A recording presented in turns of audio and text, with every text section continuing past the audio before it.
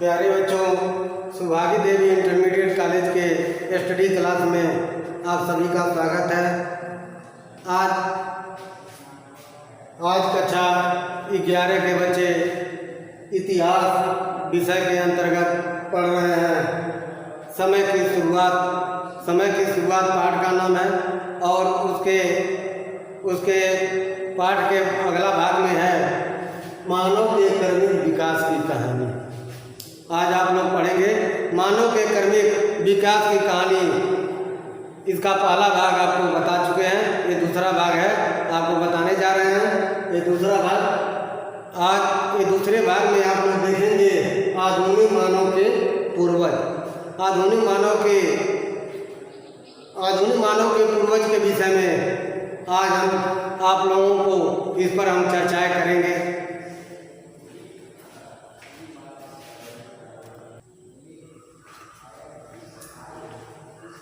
आधुनिक मानव के पूर्वज पर आज हम चर्चा कर रहे हैं। ये देखिए, आधुनिक मानव के पूर्वजों में ये जो उनके कंकाल मिले, उनकी खोपड़ी मिली है, उसकी बनावट पहले कैसे थे। ये मस्तिष्क की बनावट को देखिए।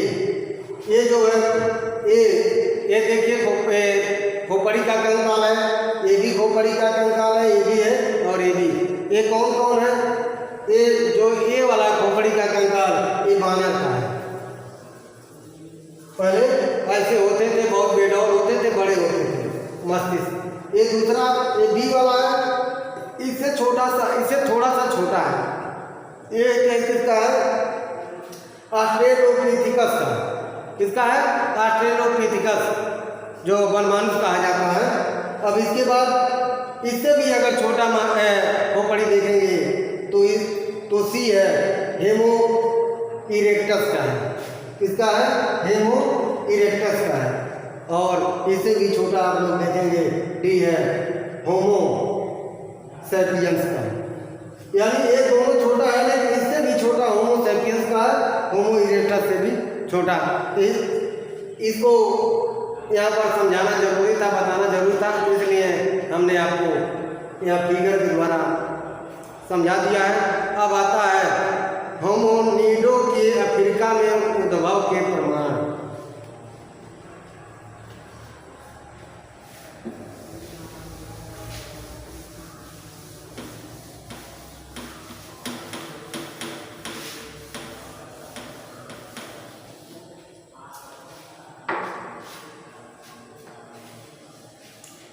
क्या है?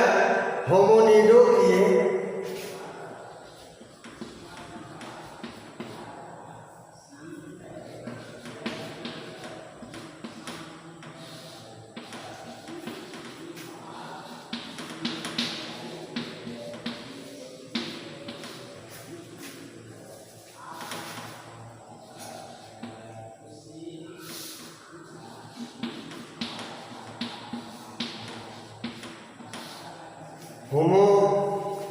होमोनिडो के अफ्रीका में उद्भव के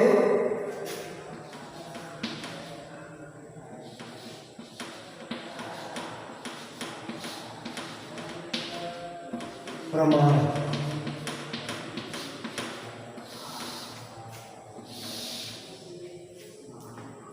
कि होमोनिडो का मूल निवास स्थान कहाँ था? अर्थात अफ्रीका में था। इसका प्रमाण भी है। पहला प्रमाण है कि अफ्रीकी बानर जो ऐप होते हैं, अफ्रीकी बानर जो ऐप कहा जाता है, अफ्रीकी बानर जो ऐप होते हैं का समूह होमोनिडो से बहुत गहराई से जुड़ी है। इनका किसके है साथ है? होमोनिडो से।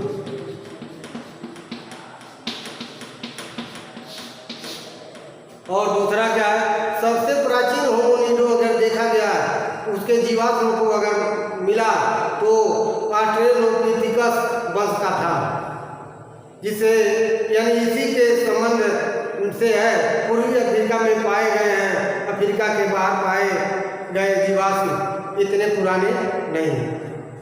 जितना पूर्वी अफ्रीका में पाए गए हैं उतना अन्य अफ्रीका के बाहर अन्य जगह पे जो भी जीवाश्म मिले हैं उतने पुराने नहीं हैं जितने पुराने जीवाश्म अफ्रीका में मिले हैं। इसलिए होमिनिडों के अफ्रीका में उद्भव के प्रमाण ये दो बात हैं। क्या?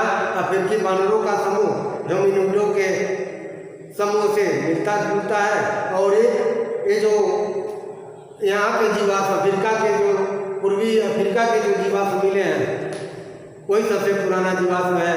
अगर अफ्रीका के बाहर कोई जीवाश्म मिला है तो इतना पुराना जीवाश्म नहीं मिला है। अब मानव का विकास,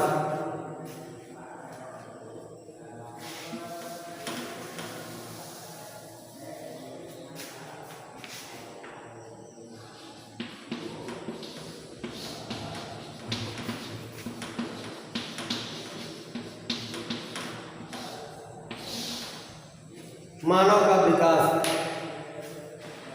मानव के विकास के पहले हम आदि मानव से शुरू करेंगे, क्योंकि आदि मानव अर्थात प्राचीन मानव, आदि मानव का उदय सबसे पहले लगभग 20 लाख, कितना? 20 लाख, लगभग 20 लाख वर्ष पहले कहाँ? अफ्रीका में।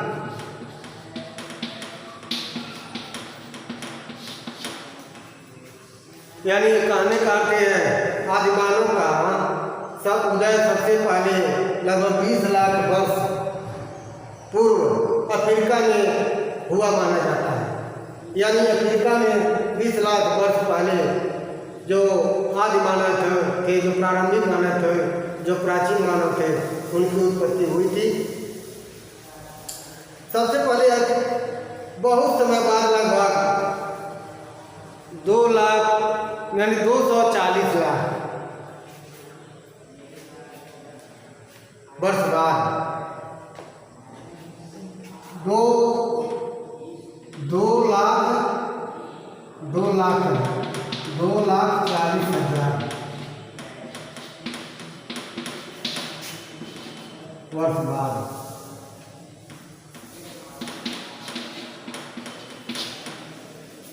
यानी 2,40,000 वर्ष बाद इसी श्रेणी में एक उप समूह का उदय हुआ जो लगभग जिससे जो वानर अर्थात ऐप कहलाए। ये क्या कहलाए? ऐप। और ऐप में शामिल थे। और उसके बाद आप लोग देखें कि बहुत समय बाद लगभग 56 वर्ष बाद लगभग 56 वर्ष बाद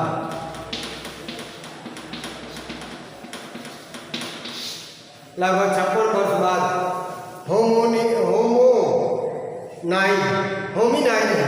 क्या है? होमिनाइड।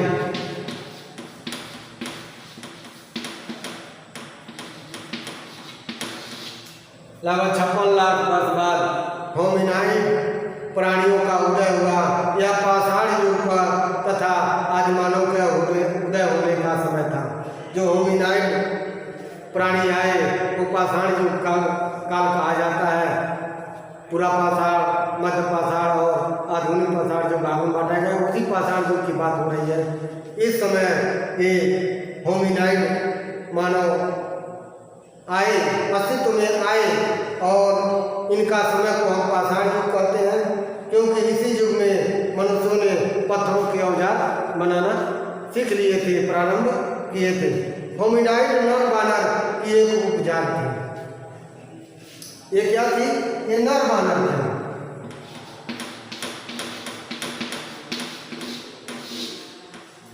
होमिनाइड एक नर बानर की उपजात थी, जबकि होमिनिड का विकास होमिनाइड से हुआ था।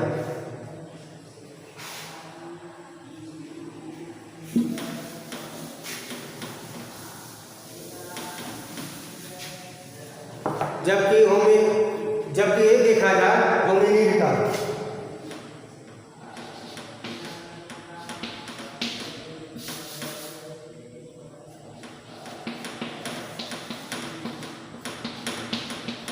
होमिनिड का विकास कैसे हुआ था? होमिनाइड से, यानी इससे इसका विकास हुआ था। उन दोनों में कुछ ही समानताएं भी थी, लेकिन साथ साथ उस समानताओं के बाद इनमें विभिन्नताएं भी थी। यानी होमोनाइड और होमिनाइड में ज़्यादा समानताएं मिलती हैं, लेकिन ज़्यादा समानताएं के मिलने के साथ साथ इनमें बहुत सारी असमानताएं भी मिलती हैं।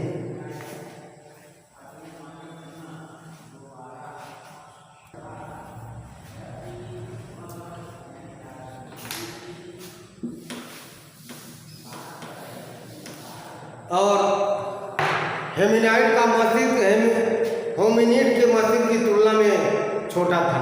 हेमिनाइड का मस्तिष्क होमिनिड के मस्तिष्क की तुलना में छोटा था।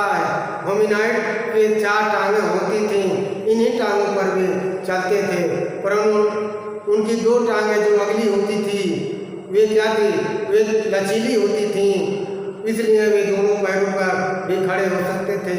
इनके पंजों में भी अंतर था। होमोनाइड बंदर से बिल्कुल अलग थे, इनका शरीर बहुत छोटा था, इनकी पूंछ भी नहीं थी। अब आप लोग ऑस्ट्रेलोपिथेकस के विषय में जानेंगे।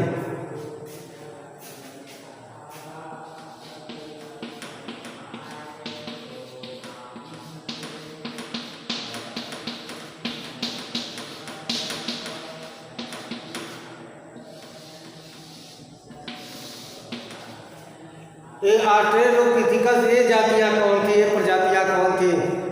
तो पहले वाले मनुष्य को ऑस्ट्रेलोपिथेकस अथवा दक्षिणी ऐप कहा जाता है। दक्षिणी ऐप भी कहा जाता है। जो पहले वाले मानव थे उनको ऑस्ट्रेलोपिथेकस या दक्षिणी ऐप भी कहते हैं।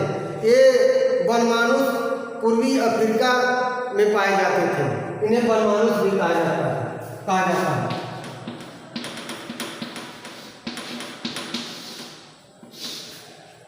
ये वनमानुष पूर्वी अफ्रीका में पाए जाते थे। वे खड़े हो सकते थे, परंतु हाथ की बनावट में काफी उनके अंतर था। हाथ की बनावट थोड़ा अलग था, जबकि वे पैर पिछले वाले टांगों के बल में खड़े हो सकते थे। इसी उपजात के लोग पत्थर के औजारों का प्रयोग भी करते थे।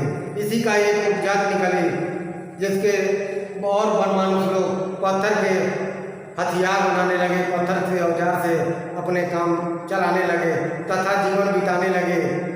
ये अपने जीवन बिताने के लिए आहार रूप में जंगली कीड़े और मकोड़े का भोजन करते थे। अब आता है हेमो हैबिलिस।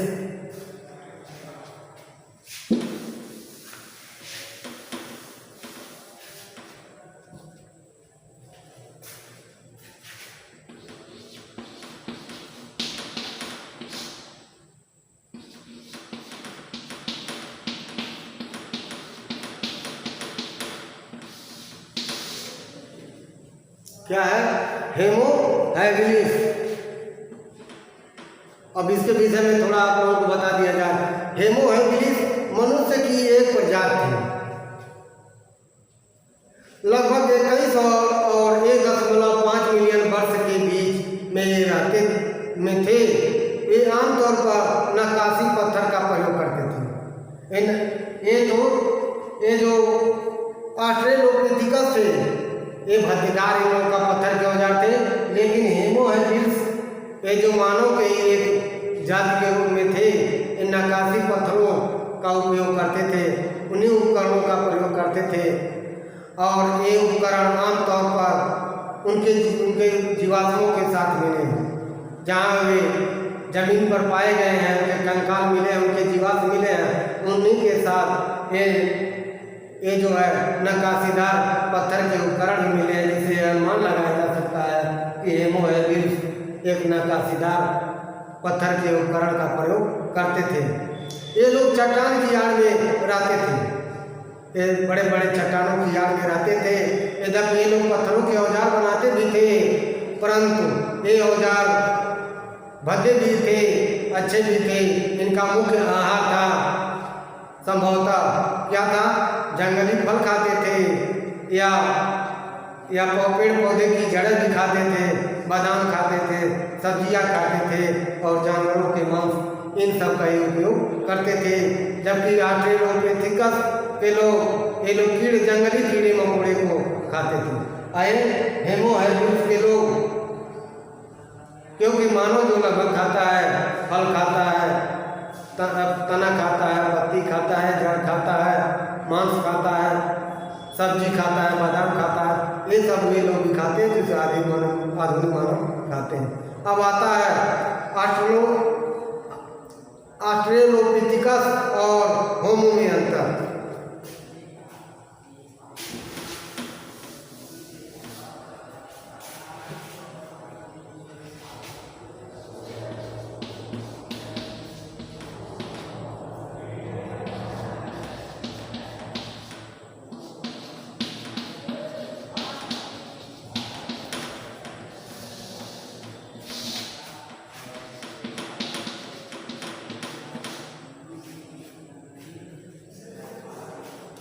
ये ऑस्ट्रेलोपिथेकस और होमो, इन दोनों में थोड़ा अंतर बता दें। इनका मस्तिष्क बड़ा था, पेडोल था।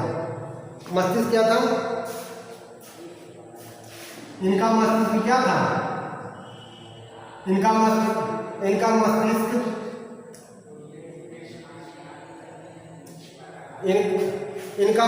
क्या था? बड़ा मस्तिष्क। सीधे लिखा बड़ा था, इनका छोटा। इनका मस्तिष्क क्या था? बड़ा था, इनका छोटा था। इनका था तो इनका मस्तिष्क छोटा था। इनके जबड़े भारी थे। जबड़े क्या थे? भारी थे। और इनके जबड़े क्या थे? हल्के थे।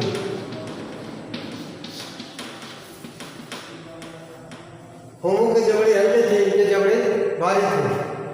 इनके हाथ की दक्षता सीमित थी, हाथों की दक्षता सीमित थी। आए इनके हाथों की दक्षता इनसे अधिक थी। ये सीधे खड़े होने की और चलने की क्षमता अधिक नहीं थी। सीधा खड़ा होना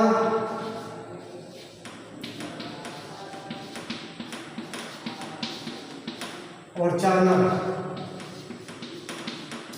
ये सीधे खड़े होते थे और चलते भी थे, लेकिन उतने दक्ष नहीं थे। आए सीधे भी खड़े होते थे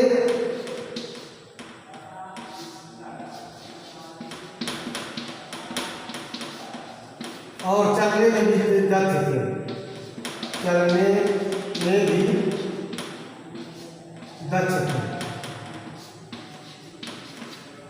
ये चलने में भी दक्ष थे। ये अपना भोजन, ये अपना अधिक समय पेड़ों पर गुजारते थे। किस पर गुजारते थे? पेड़ों पर।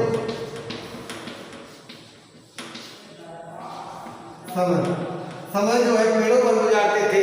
आए ये जो है सीधा खड़े होने की क्षमता थी।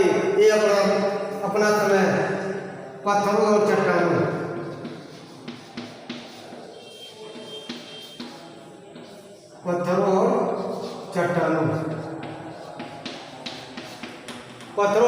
के बीच अपना समय गुजारते थे। तो आप लोग मानव के कर्मिक विकास की कहानी, मानव के मस्तिष्क के कंकाल को देखे हैं। उसके बाद ऑस्ट्रेलोपिथेकस और होमो के विषय में पढ़े हैं, इनके अंतर को देखे हैं। अब अगला भाग है, उसका वीडियो हम अगले दिन बनाएंगे। हम यही आशा करते हैं कि आप लोग मानव के कर्मिक विकास की कहानी को समझ चुके होंगे।